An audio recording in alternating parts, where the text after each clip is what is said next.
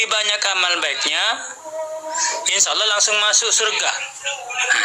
Kalau amal jeleknya lebih berat, itu masuk neraka dulu. Tapi dijamin kepastian kalau orang Islam akhirnya itu masuk surga juga.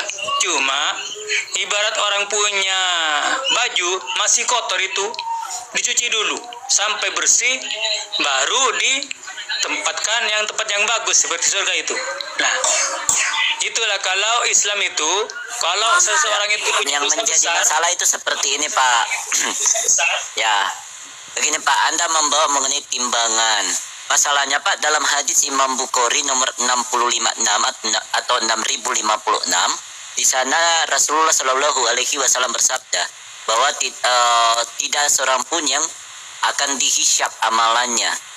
Anda tahu apa ini hisap? ya dihitung. Hitungan atau timbangan. Nah, ini makanya Nabi Muhammad juga berkata bahwa tidak seorang pun yang dihisap amalnya. Nggak ada, Pak. Nah, makanya tadi saya katakan ya bahwa nggak ada itu. Nah, kalau Anda katakan dicuci dulu kayak baju kotor, dicuci dulu. Masalahnya baju kotor dicucinya di air bersih.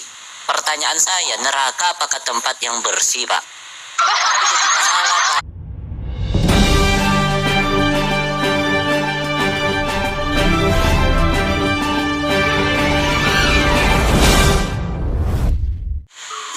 Begini, kalau menurut saya, sepanjang saya mengetahui, itu walaupun berbelah, itu akhirnya ada ketergantungan itu manusia. Akhirnya itu Allah berkehendak dia masuk neraka, yang masuk neraka. Dan penting itu amalnya kita harus baik, berprasangka baik. Karena jalan hidup itu tergantung yang punya. Yang punya itu siapa? Ya Tuhan kita, Tuhan Islam, ya Allah itu.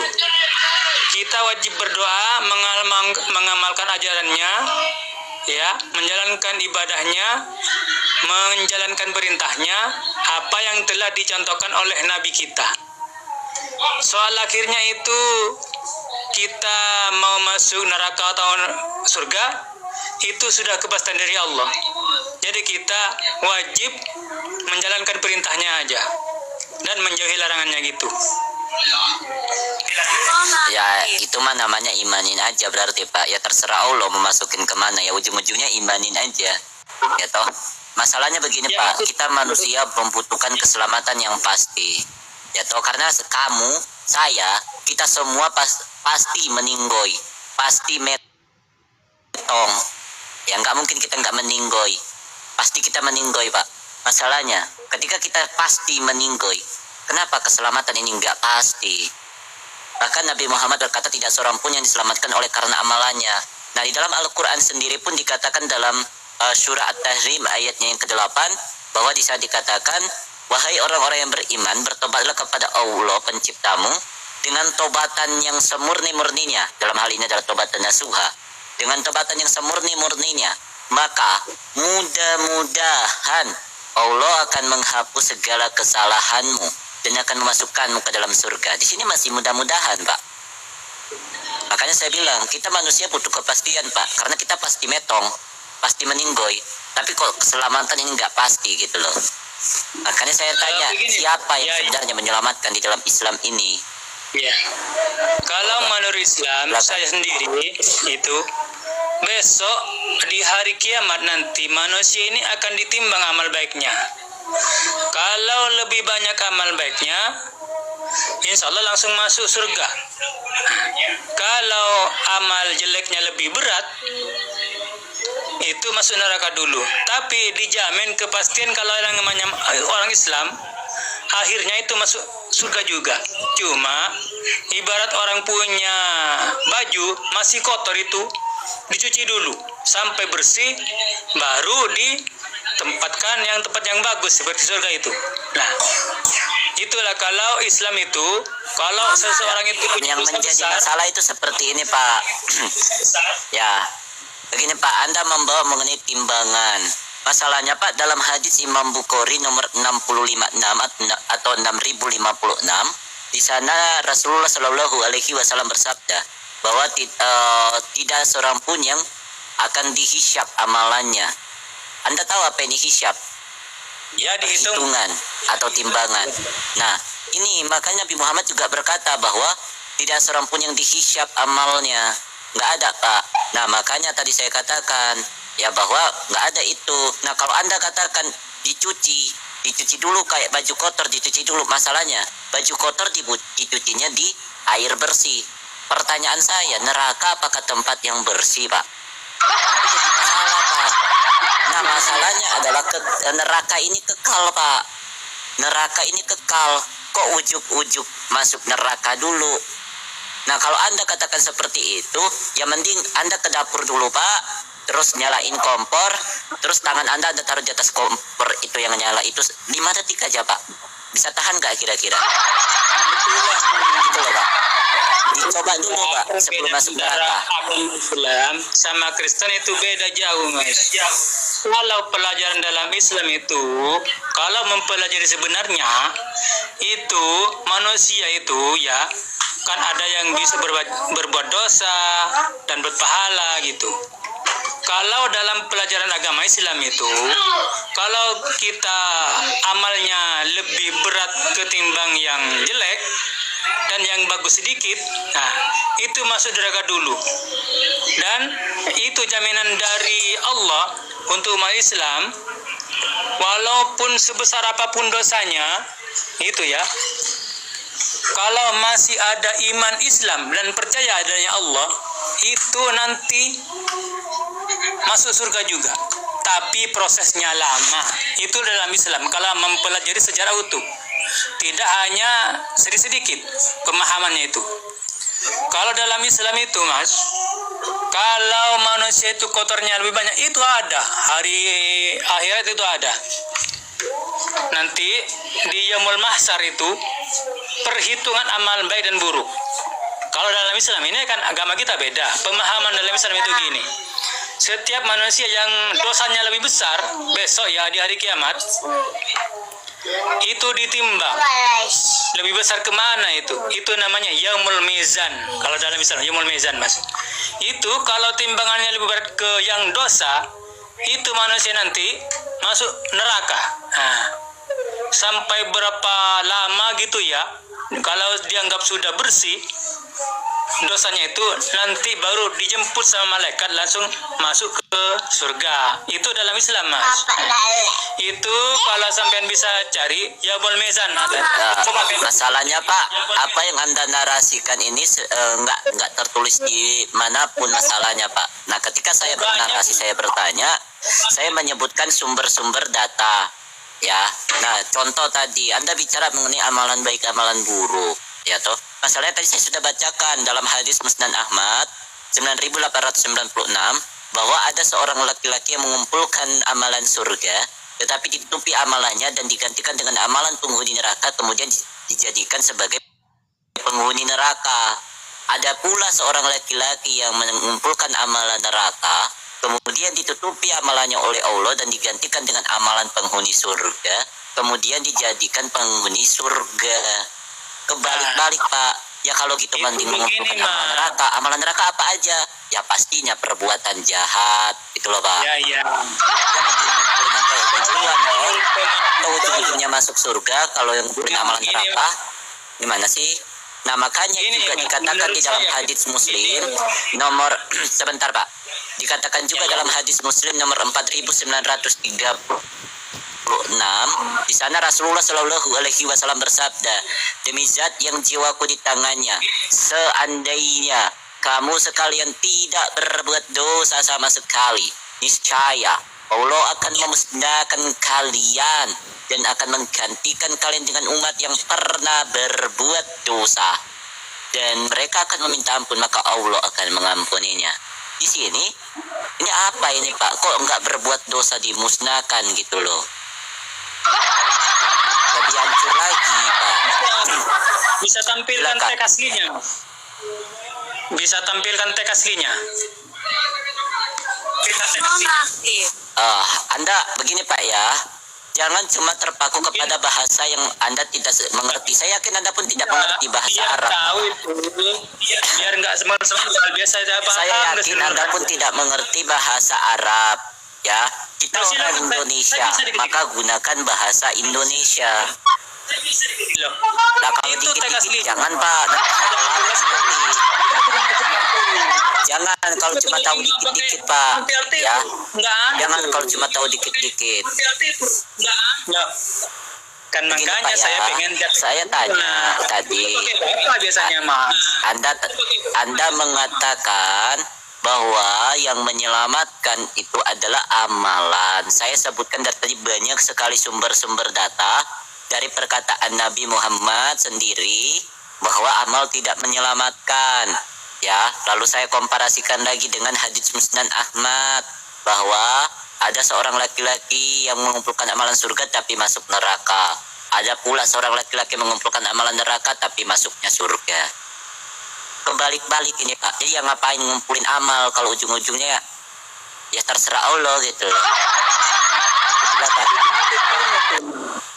Kalau dalam Islam itu ya berbuat baik seumur hidup, tapi akhir hayatnya hampir kematiannya itu orangnya itu tidak beriman. Jadi amal jadi dihapus, bisa masuk neraka. Nah, ada orang yang berbuat dosa seumur hidupnya, akhir hayatnya itu, akhir hidupnya mau meninggal, itu beriman kepada Allah dan bertobat dengan sungguhnya, semua dosanya dihapus, bisa masuk neraka. Itu masalah Islam. Ya, sumber data yang Anda bawa dari mana? Karena kalau saya kan tadi saya menyebutkan dari hadits ini nomor ini. Ya toh. Nah, ketika Anda menyebutkan cerita itu, Anda sumbernya dari mana gitu loh, Pak. Supaya enak. Sumber Anda dari mana? Coba sampean Karena baca ketika saya bernarasi, saya menyebutkan haditsnya. Iya, itu kalau dalam hadis itu banyak Mas. Ada referensi juga. Itu apa? Iya, hadis apa yang Anda bawa? Cerita yang Anda bawa tadi itu tertulisnya di mana? Karena tadi saya bernarasi, saya menyebutkan sumber saya Muslim.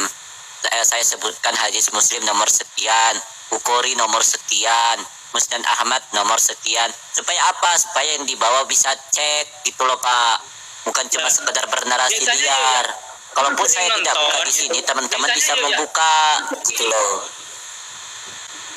Kalau teman-teman saya yang pernah saya lihat di YouTube atau di TikTok itu pakai data semua Mas. Jadi ini yang kan itu ada datanya. Kok lihat di Seperti YouTube sih Pak? Kok lihat di YouTube? Data dong Pak. Kok lihat di YouTube? Iya, Gimana maksudnya gini. di YouTube ini? Saya Kok diskusi lihat di YouTube? Anda Anda menyebutkan nih cerita tadi bahwa kalau kita seumur hidup berbuat baik tapi di ujung hayat itu berbuat kejahatan, masuk neraka. Ada orang yang seumur hidup berbuat kejahatan tapi di akhir hayat berbuat kebaikan, masuk surga. Nah, itu datanya dari mana? Gitu loh Pak. itulah Mas, itu dari kitab yang kami pelajari, yang kami pelajari gitu. Dari para Waduh, saya tadi menyebutkan kitab Anda loh Pak, bukan kitab saya Pak. Gimana sih? Klarifikasi kan nggak usah. Sudah ada yang menyelamatkan itu. Walaupun kita buat dosa, kita yang hapus. Dan Pak, oh kalau Anda bicara penebusan Pak, di dalam hadits Muslim nomor 4969, di sana juga Rasulullah Shallallahu Alaihi Wasallam bersabda, pada hari kiamat kelak, Allah Subhanahu Wa Taala akan memberikan sekelompok orang-orang Yahudi kepada orang-orang Muslim, dan Allah Subhanahu Wa Taala akan berfirman, inilah penebusmu dari siksa api neraka. Di Muslim 4971-nya di sana dikatakan Rasulullah Shallallahu Alaihi Wasallam bersabda, pada hari kiamat kelak sekelompok orang-orang Yahudi dan Nasrani akan membawa dosanya yang sebesar gunung, kemudian akan dilimpahkan kepada orang-orang Muslim dan Allah akan mengampuninya. Nih, orang Yahudi dan Yahudi dan Nasrani yang akan menanggung dosa-dosa daripada saudara-saudara Muslim. Muslim 4971, Rasulullah Shallallahu Alaihi Wasallam bersabda, pada hari kiamat kelak sekelompok orang-orang Muslim akan membawa dosanya yang sebesar gunung Pak, bukan seujung kuku ya, sebesar gunung, kemudian akan dilimpahkan kepada orang-orang Yahudi dan Nasrani. Jadi kalau Anda bicara penebusan, di Anda lebih parah Pak. Orang kafir seburuk makhluk yang menanggung Anda. Surah Al-Baqarah ayat 6, orang Yahudi dan Nasrani itu adalah sejahat-jahatnya makhluk, seburuk-buruknya makhluk Pak. Anda ditebus sama seburuk-buruknya makhluk. Satu hari nanti itu. Coba nomor berapa Surah nanti saya cari. Al-Baqarah surah 98. Surah Al-Baqarah surah 98 ayat 6, hadits Muslim 4969 dan 4971. Iya, nanti saya cari nih. Ya. Surah Al-Baqarah ya. Ya begitu Pak. Ya, surah Al-Baqarah surah ke-98. 98. Surah Itu gimana bunyinya, Mas? 98, Pak. 98. Itu gimana bunyinya, Mas? Bunyinya gimana? Iya, Quran surah Al-Baqarah ayat 98, di situ adalah berbicara mengenai ahli-ahli kitab, yaitu orang-orang Yahudi dan Nasrani yang masuk ke dalam neraka jahanam, dan mereka adalah sejahat-jahatnya makhluk atau seburuk-buruknya makhluk. Itu Pak. Iya, iya. Oh, bukan penebusan ya? Nah, jadi Anda ditebusnya sama seburuk-buruknya makhluk Pak. Gitu loh Pak. Jadi kalau Anda bicara penebusan, di Anda juga ada. Maksudnya yang di Muslim itu berbicara penebusan ya? Orang Yahudi yang menebus Islam gitu. Gimana Pak? Yang penebusannya gimana? Gimana maksudnya itu? Kita gunung, Di hadis Muslim 4969, terus ya. hadis Muslim 4969 di sana berbunyi seperti ini Pak ya. Rasulullah Shallallahu Alaihi Wasallam bersabda, pada hari kiamat kelak Allah Subhanahu Wa Taala akan memberikan orang-orang Yahudi dan Nasrani kepada orang-orang Muslim, ya, dan Allah Subhanahu Wa Taala akan berfirman, inilah penebusmu dari siksa api neraka. Nah, di 4971-nya juga di sana dikatakan seperti ini Pak. Rasulullah Shallallahu Alaihi Wasallam bersabda, pada hari kiamat kelak sekelompok orang-orang Yahudi dan Nasrani akan membawa dosanya yang sebesar gunung, kemudian akan dilimpahkan kepada orang kebalik. Pada hari kiamat kelak sekelompok orang-orang Muslim akan membawa dosanya yang sebesar gunung, kemudian akan dilimpahkan kepada orang-orang Yahudi dan Nasrani, dan Allah akan mengampuninya. Nah ini, ya, justru dosa Itu kan kalian orang yang Islam. sebesar gunung ditanggung oleh orang Yahudi dan Nasrani. Gitu Pak. Oh, berarti dosa orang Islam? Bapak, Dosa orang Islam? Iya, dosa orang Islam. ditanggung sama orang Yahudi dan Nasrani. Gitu Pak. Jadi jangan bicara penebusan Pak. Coba diulang Mas, itu kurang diulang. Mas. Yang tadi itu. Kok diulang? Biasa catat nomornya tadi. Kok diulang? Saya catat nomornya. 4969 dan Muslim 4969, Muslim 4969 dan Muslim 4971 Pak.